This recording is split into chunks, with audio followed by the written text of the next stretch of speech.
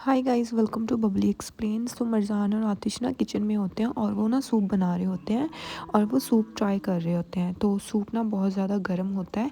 तो मरजान ना उसको छानने लगती है। तो उसको छानना नहीं आता, कैसे छानते हैं। तो आतिश ना उसको बताने लग जाता है कि ऐसे ये सूप छानना है तुम्हें। और ना वो उसकी तरफ ही देखता रहता है। तो जैसे ही मरजान उस सूप को छानने लगती है ना, उसका हाथ सूप के अंदर चला जाता है और उसका हाथ जल जाता है। तो आतिश जल्दी से उसका हाथ पकड़ लेता है और बोलता है कि ध्यान से करो और छोड़ दो, मैं सब कुछ खुद कर लूँगा।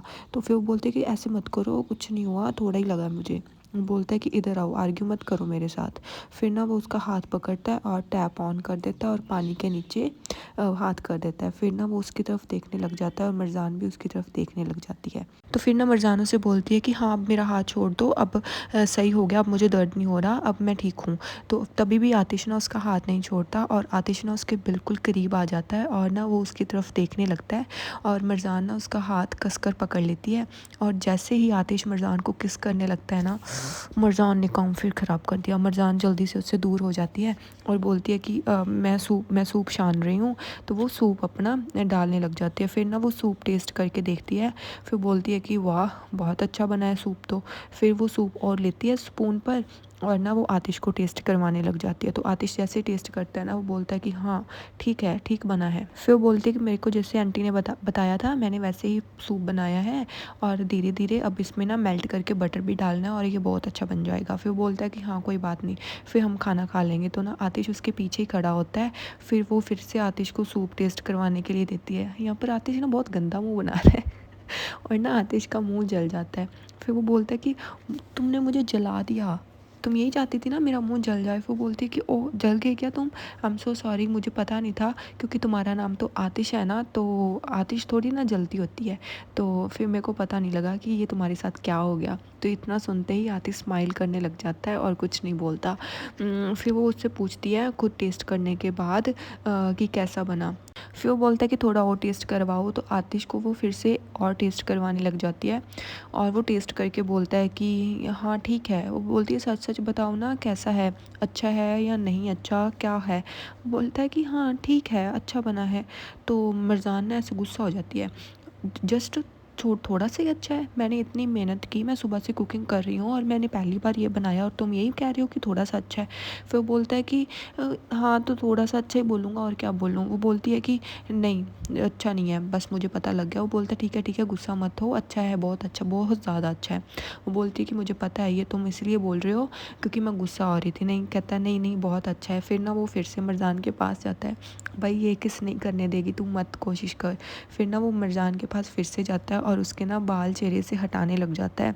और वो जैसे ही मरजान के बिल्कुल करीब जाता है ना, तो मरजान वहाँ पर उसको देखती रहती है और आतिश भी उसको ऐसे ना कॉन्टीन्यूसली देखता ही रहता है। भाई देख मत, कर दे करते करते हम सब ऑडियंस तैयार बैठी है तेरी किस देखने के लिए, पर तू कुछ कर ही नहीं रहा। फिर वो मरजान को फिर से पकड़ लेता है और बिल्कुल ना मरजान के करीब चला जाता है और मरजान को अभी किस करने ही वाला होता है कि मरजान फिर से काम खराब कर देगी गाइस। ये हमें नहीं देखने देगी कुछ भी। फिर ना मरजान फिर से बोलती है कि आई नो, चलो मेरे को ना कोई और काम है, मैं वो कर रही हूँ और मुझे अच्छा लगा कि तुम्हें पसंद आ गया। तो वो ना बात टाल देती है ताकि कुछ मतलब वो एम्बेरस ना होए। तो फिर वो बोलती है कि मैं टेबल सेट कर देती हूँ। बोलते हैं कि कोई बात नहीं, मैं तुम्हारी हेल्प कर देता हूँ टेबल सेट करने में। वो बोलती है कि नहीं नहीं, तुम यहीं पर बैठ जाओ, मैं खुद ब खुद टेबल सेट कर लूँगी। वैसे भी तुम्हें नहीं तो बोला था कि मैं इस घर की रानी हूँ और घर की लेडीज़ ही इस घर का काम करती है और घर वही संभालती है, तो इसीलिए मैं अपने आप कर लूँगी, माय हस्बैंड। और माय हस्बैंड सुन के ना आतिश को तो ऐसे हवाइयाँ उड़ जाती हैं, इसने क्या बोला मुझे, ऐसे वो उसको शॉकली देखने लग जाता है कि माय हस्बैंड, वाह, she said to me my husband, उसने मुझे हस्बैंड बोला। और वो उसको खुद को भी उसको खुद को बिलीव नहीं हो रहा कि मरजान उसको हस्बैंड बोल के गई है। फिर वो ना खुश हो जाता है, स्माइल करने लग जाता है। फिर बोलता है कि ओके माय वाइफ, और वो ना खुद स्माइल करने लग जाता है। भाई तू स्माइल करता ही रह जाएगा, कुछ आगे काम बढ़ा, हम ऑडियंस वेट कर रहे हैं। तो फिर उसके बाद ना सीन दिखाया जाता है। असलीना चुपचाप मरजान के रूम में आती है और मरजान की फ़ोटो के आगे देखकर बोलती है, इस लड़की ने मेरा सारा काम ख़राब कर दिया और तू कभी भी डिज़र्व नहीं करती आतिश को। तू तू क्या सोचती है कि ये ब्यूटीफुल लाइफ जो तू इंजॉय कर रही है मैं तेरे को ऐसे ही इंजॉय करने दूंगी?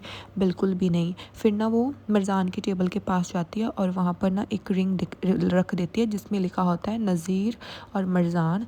ये ना रिंग तब की है जब नज़ीर और मरजान की शादी होने वाली थी ना, तब की रिंग है ये। और मरजान को फंसाने के लिए असलीना वहीं पर ये रिंग रख जाती है। और जैसे वो रिंग रखती है ना, वो बोलती है कि अब मैं देखती हूँ कि कैसे तुम मेरे आतिश को मेरे से छीनती हो। जो मेरा है वो सिर्फ मेरा है और मैं किसी को अपने आतिश को अपने से दूर नहीं होने दूंगी। मैं तुमसे अपना पीछा छुड़वा कर ही रहूँगी मरजान, चाहे इसके लिए मुझे कुछ भी करना पड़े। तभी ना कोई गेट ओपन कर देता है और ना असली बहुत ज़्यादा डर जाती है और वहाँ पर होती है उसकी माँ, जिसे देखकर ना उसको थोड़ी सांस आती है और बोलती है कि माँ आपने ना मुझे बिल्कुल डरा ही दिया था, मुझे लगा कोई और आ गया है। तो वो बोलती है कि और कौन आएगा, मैं ही हूँ यहाँ पर। फिर वो बोलती है कि जो मैंने तुम्हें कहा था वो तुमने कर दिया क्या? वो बोलती है कि हाँ मैंने वो रिंग रख दिया है। और ये देख कर ना असली की माँ भी पूरी खुश हो जाती है कि अच्छा हुआ। फिर वो बोलती है कि चलो हम यहाँ से चलते हैं, इससे पहले हमें कोई देख ले। फिर तभी ना आतिश को फ़ोन आ जाता है कमाल का, तो वो कमाल से बात कर रहा होता है। फिर वो बोलता है कि कमाल कुछ पता लगा और उस गुंडे के बारे में कि क्या हुआ उसका क्या नहीं। फिर वो बोलता है कि नहीं भाई अभी तक तो नहीं मुझे पता चला, पर पुलिस ने ये इतना तो पता लगवाया है कि उसने खुद गोली मारी थी खुद को। फिर वो बोलता है कि दूसरे आदमी का क्या हुआ? वो बोलता है कि अभी तक तो कोई इन्फॉर्मेशन हमें मिली नहीं है, तो जब तक इन्फॉर्मेशन मिलती नहीं है तो हम कुछ नहीं कर सकते। फिर वो बोलता है कि आप इंजॉय कर रहे हो क्या वहाँ पर? वो बोलता है कि हाँ ठीक है। और बोलता है कि इंजॉय से याद आया, मरजान कैसी है, मरजान का मूड ठीक हुआ क्या अभी? फिर बोलता है कि हाँ अब पहले से काफ़ी अच्छा है, अभी यहाँ पर वो काफ़ी अच्छा फील कर रही है। फिर बोलता है कि वो अकेली थोड़ी अच्छा फील कर रही है, आप भी तो काफ़ी अच्छा फील कर रहे हो ना, मुझे लगता है कि आप भी वहाँ पर उसके साथ काफ़ी इंजॉय कर रहे हो और मैं तो यही चाहता था कि आप दोनों एंजॉय करो। तो फिर ना वो कुछ नहीं बोलता। फिर वो बोलता है कि चलो कोई बात नहीं, तुम मुझे बता देना जब भी पुलिस का फ़ोन आए तो मेरे को पूरी इन्फॉर्मेशन दे देना। और मैं नहीं चाहता इस बार दूसरे वाला गुंडा मेरे हाथ से निकले, क्योंकि मेरे को अभी तक ये बात हजम नहीं हो रही कि वो गुंडा खुद ब खुद मर गया। मुझे लगता है कि इसके पीछे किसी ना किसी का तो हाथ है। शुक्र आतिश तेरा दिमाग तो चला। फिर बोलता है कि ये कोई सेंस नहीं है कि वो हमने हमारे आने से पहले ही खुद को मार सकता है, नहीं मार सकता। मुझे लगता है किसी ने उसको मारा है और ये दिखाया गया है कि उसने खुद को मारा है, पर हमें कुछ ना कुछ करके इसका तो पता चलाना ही होगा। तो कमाल कहता है कि भाई आप टेंशन मत लीजिए, मैं कुछ ना कुछ करता हूँ, मैं कुछ ना कुछ पता करता हूँ। फिर बोलता है कि वैसे भी हम उन लोगों के बारे में पता कर रहे हैं जिनसे वो लास्ट टाइम मिला था, तो ताकि हमें कुछ इन्फॉर्मेशन मिल सके। तो होपफुली कोई इन्फॉर्मेशन हमें मिल जाएगी। तो जैसे कोई इन्फॉर्मेशन मिलती है मैं आपको फ़ोन कर दूँगा। और आप लोग कब तक आ रहे हो? वो बोलता है कि हम कल आ जाएंगे जैसे ही अंकल और आते हैं। फिर वो फ़ोन कट कर देते हैं। फिर तभी ना असली मिरर में देख के खुद ब खुद बातें कर रही होती है और तभी वहाँ पर आ जाता है कमाल। तो कमाल ना वहाँ पर खड़ी असली को देख लेता है और सोचता है ये किससे बातें कर रही है। तो असली खुद से बात कर रही होती है। फिर असली पर सीन शिफ्ट होता है। असली ना खुद से बात कर रही होती है कि तुम्हें अपने आप से जीतना ही होगा, तुम मरजान से नहीं हार सकती, तुमको मरजान को मारना ही होगा। और तभी वहाँ पर आ जाता है कमाल। तो कमाल आकर बोलता है कि असली तुम किससे बात कर रही हो? तो असली बोलती है कि मैं किसी से नहीं बात कर रही। वो बोलता है कि मैंने बाहर से देखा था और तुम बहुत ज़्यादा डूबी हुई थी अपनी बातों से, तुम अकेली क्या बातें कर रही थी? वो बोलती है कि मैं कुछ नहीं बात कर रही थी। वो बोलता है कि तुम मुझे नहीं बताओगी क्या क्या हो रहा है तुम्हारी ज़िंदगी में? वो बोलती है कि मेरे पास अभी इस ज़िंदगी में कोई नहीं है जिसके साथ मैं अपनी बात शेयर कर सकूँ, और मैं जब भी आतिश को देखती हूँ मैं उसमें खो जाती हूँ। मुझे आतिश बहुत पसंद है यार। मेरे को ना सच में बताऊँ तो इस बेचारे कमाल पर ना बहुत तरस आता है। बेचारा ये डिज़र्व नहीं करता असली को। फिर असली उसको बोलती है ना, ये ऐसी फीलिंग है जो कि तुम कभी नहीं समझ पाओगे, कितना मैं दुख में हूँ। मुझे ऐसे लग रहा है कि आतिश मुझसे दूर हो रहा है धीरे धीरे, और मैं बिल्कुल भी नहीं चाहती कि आतिश में से दूर चला जाए, और मैं ये कभी भी नहीं होने दूँगी। ये सुन के ना कमाल फिर से बहुत ज़्यादा ऐसे सैड हो जाता है। वो बोलती है कि मेरे पास अब कुछ भी नहीं बचा है आतिश के अलावा, मुझे आतिश चाहिए और आतिश हमेशा मेरा ही रहेगा। फिर ना कमाल अपनी सोचों में डूब जाता है और ना उसको बहुत ज़्यादा ऐसे ना फ़ील हो रहा होता है असली की बातें सुन के। क्योंकि एज़ यू नो, अगर आपको नहीं पता मैं आपको बता दूँ कि कमाल भी ना असली को बहुत ज़्यादा लाइक करता है शुरू से, और कमाल को पता है कि असली लाइक करती है आतिश को।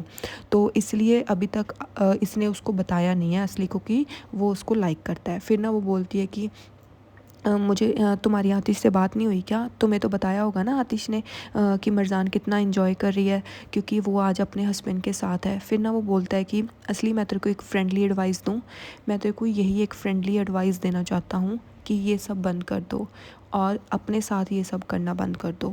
जितना तुम ये सब करोगी ना तुम खुद हर्ट होती जाओगी। तो असली बोलती है कि तुम्हें कभी ये समझ नहीं आएगा कि प्यार क्या होता है कमाल, क्योंकि तुमने कभी प्यार किया ही नहीं है ना।